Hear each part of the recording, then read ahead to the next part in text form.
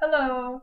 For those of you who don't know me, my name is Kat Volpe. I am a Gun alumni and I graduated 2 years ago in 2011, and now I currently go to school in New York City at Pace University.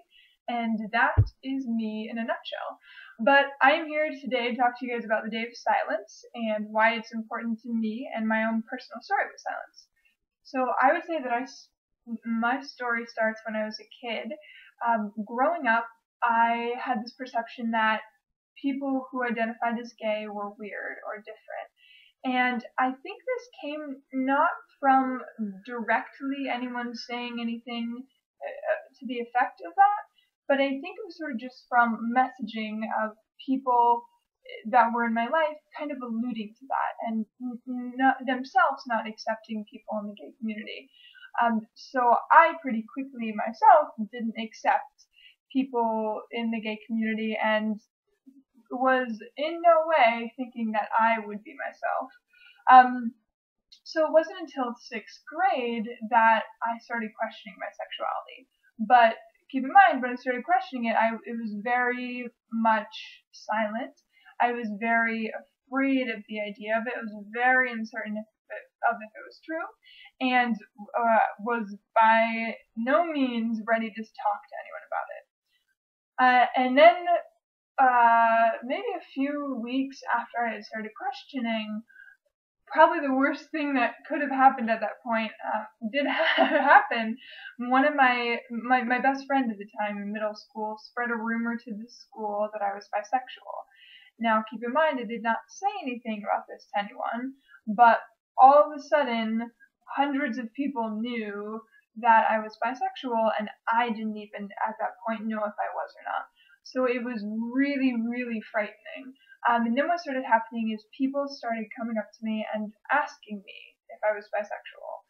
Now, this was about the scariest thing that could have happened, because what ended up happening is, as I said, I was very unsure in myself, but also to me at that time, my perception was that nobody would accept it and that everybody had the ideas that I grew up with, that being gay was unacceptable and it was weird and it was different. So when people were asking me these questions, or were asking me the question, I assumed they were asking me because they wanted to confirm that I wasn't a weird person that they didn't accept. Not that they were asking me because they wanted to support me or because because they wanted to support me. So then what ended up happening is all these people would ask me, and I began to convince myself that I was straight, and I stopped questioning because over and over again I would have to say, or I felt like I had to say to people, I'm straight, I'm straight, I'm straight, and I kind of ended up getting backed up into a corner, which caused me to completely stop questioning and recloset myself entirely. So it wasn't until 2 years later, in eighth grade, that I started questioning again. And that definitely took several steps to get there. So a few months after these events in sixth grade happened, I went to a summer camp at the Palo Alto Children's Theater and met my first openly gay friend, Luke, there. Now, I'd been growing up in the Children's Theater since I was 8 years old, so that was a very familiar community to me, and the community had always been very open-minded and accepting and very loving. But then when Luke was there, it was even more so. And so it wasn't until a few months after me knowing Luke that I learned he was gay. He sometimes would do, I guess, flamboyant things, and I would always say, "Oh, Luke, you're so gay." I think kind of because of my own, to mask my own insecurities, but also kind of playfully, because he would always sort of laugh after I said that. But then one day he finally said, "Yeah, I am gay," and I was totally caught off guard. I didn't expect him to say that. I had never heard somebody actually say before that they were gay, and he said it. He was so confident. He was so comfortable with it. It was so clear that to him it was not a weird thing. And it was not in the realm of weird by any means. And Luke is one of the most he's one of the greatest people I know, and one of the most liked people at the theater at the time. So seeing him so confidently and comfortably say that, and everyone else know it and accept it and not think twice, was really, really inspiring and completely shifted my perspective on the normalcy of being gay.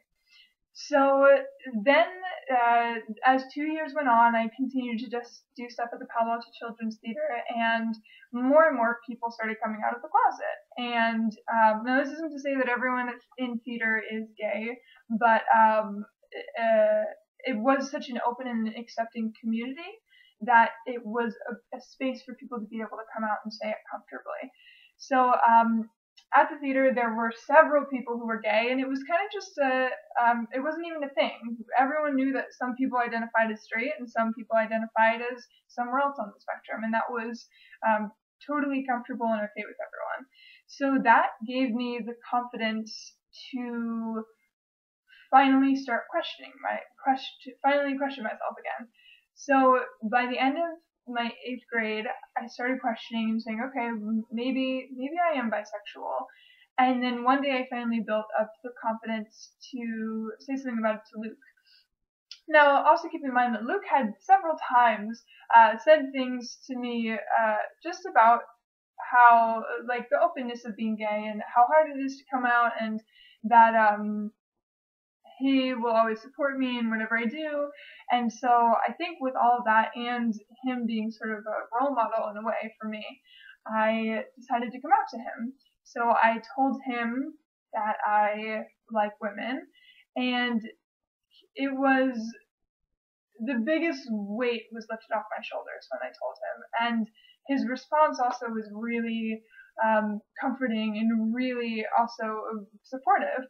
He gave me a huge high five and a big hug, and then he told me he was really proud of me and that it was awesome. So that gave me strength to tell more people in the theater, and by the end of 8th grade, it was kind of just common knowledge at the theater, and it wasn't so much a topic, which was nice.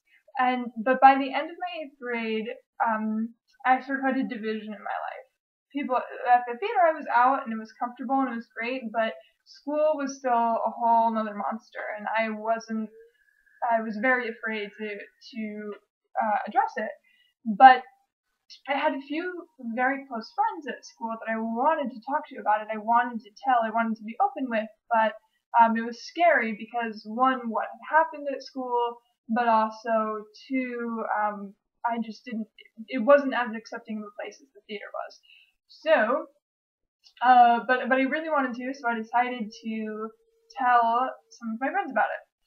So I first told my friend Alana, who is great, and for a long time, she would always talk to me about her gay uncles, and she just talked about them. She was so excited about them, and she really, really loved them. And so, and she also mentioned to me several times, in kind of a coy, subtle way, that she was always there to support me, and if I was gay, she would be there for me. So I eventually said to Alana, hey, there's something I want to talk to you about. And so she, one day, actually during the STAR test, I don't know why we thought that would be a good time to talk about it, but we did. During the STAR test, we were sitting alone at the table, and she said, so what is it you wanted to talk to me about? So I told her, I think I like women.